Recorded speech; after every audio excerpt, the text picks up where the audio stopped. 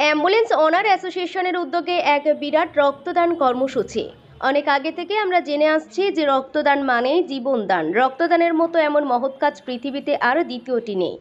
আপনার দেওয়া রক্ত একজন মৃত্যু পথযাত্রী মানুষকে নতুন জীবন দান করতে পারে। রক্ত দান করা গর্বের বিষয়, কারণ রক্তদানের মাধ্যমে আপনি এমন কিছু করেছেন যা হয়তো অন্য কারো জীবন বাঁচাতে পারে।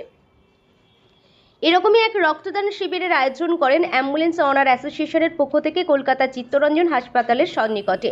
সকাল থেকে প্রচুর সংখ্যক রক্তদাতা স্বেচ্ছায় রক্তদান করেন এবং এক পথচলতি আবকারি মানুষ রক্তদান করেন। প্রায় শতাধিকের বেশি পুরুষ এবং মহিলারা স্বেচ্ছায় রক্তদান করেন। অনুষ্ঠানে অতিথি হিসাবে উপস্থিত ছিলেন Shri Sandeep Saha, Mohammad Zahid, ambulance owner association, Gautam Das, secretary ambulance owner association, Himanshu Bhowmik, assistant general secretary ambulance owner association, Chittaranjan unit in-charge Sheikh Kalim, Sheikh Safwaraj ছাড়াও অ্যাম্বুলেন্স অনার অ্যাসোসিয়েশনের সমস্ত সদস্যবৃন্দরা।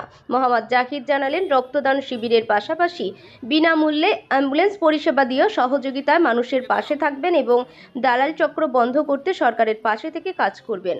আরও জানালেন, নিয়মিত রক্তদান করুন এবং অন্যের বিপদে এগিয়ে আসুন, তাহলে দেখবেন আপনার বিপদেও অন্যরা এগিয়ে আসবে।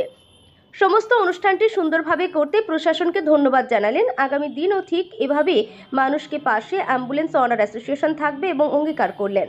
বিস্তারিত জানতে ভিডিওটি সম্পূর্ণ দেখুন। খবর ও বিজ্ঞাপনের জন্য যোগাযোগ করুন স্ক্রিনে দেওয়া নম্বরে। আছেই এবং হচ্ছে আমাদের বাঙালিদের যে মেন্টালিটি আছে, আমাদের হচ্ছে পরের সেবা করা, এই মেন্টালিটিতে আমরা সবসময় এগিয়ে থাকি। আর আমাদের সর্বপ্রথম হচ্ছে কি মানুষকে কিভাবে সাহায্য করা যায়। তো সব থেকে প্রথম হচ্ছে ব্লাড, রক্তর চাহিদা সব থেকে বেশি এই সময়ে আমাদের থাকে।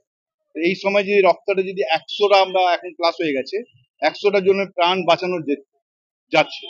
এবার যদি আমি ধরে নিন আরো বেশি ভাবে করতে পারি, তার আরো ভালো। আমরা এর আগে করেছিলাম খিদিরপুরে, এরপরে এখানে হয়েছে আমাদের। এবার টার্গেট হচ্ছে আমরা মেডিকেল কলেজের দিকে করা। ঠিক আছে, আমরা বিভিন্ন জায়গায় ঘুরে ঘুরে করাই, যেন সবার মধ্যে এই সচেতনতা আসুক কি আমাদেরকে এই দায়িত্বটা নিতে হবে।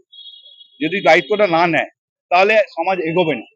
সমাজ যদি এগোবে না তাহলে আমরা একসময় আমরাও নিজেও বাঁচবো না। কেন হয়তো কোনো কালে আমাকেও রক্ত দরকার হতে পারে। সাইনবোর্ড এটা লাগানো হয়েছে এই জন্যে যে আমাদের মূলত আমরা সবাইকে নিয়ে কাজ করছি, প্লাস এখানে অনেক আছে যারা চিত্তরঞ্জন হসপিটালে আসে বা সরকারি হসপিটালে আসে, তারা অনেক পরিষেবা পায় না। অনেক ক্ষেত্রে দেখা গেল কি অনেক, আপনারা শুনেছেন, ভেতরে দালাল চক্র চলে।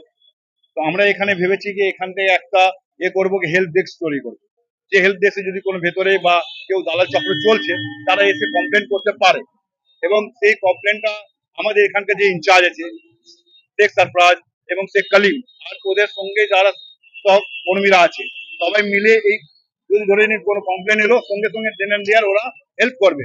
এবং আরো আছে কিছু পেশেন্ট পার্টি ডক্টরদের উপরে সেটা মানে অত্যাচার করে, ধরে নিন মেন্টালি হলো ফিজিক্যালি হলো, সেটা এদের কাছে যদি খবর আসে তো ওখানে গিয়ে ঢুকে দাঁড়াবে। আমরা এখান থেকে এইরকম তো বলা মুশকিল কি কত পরিষেবা দেবো, কেন আপনি চারিদিকে চোখ ঘোরালেই দেখবেন অ্যাম্বুলেন্স আছে।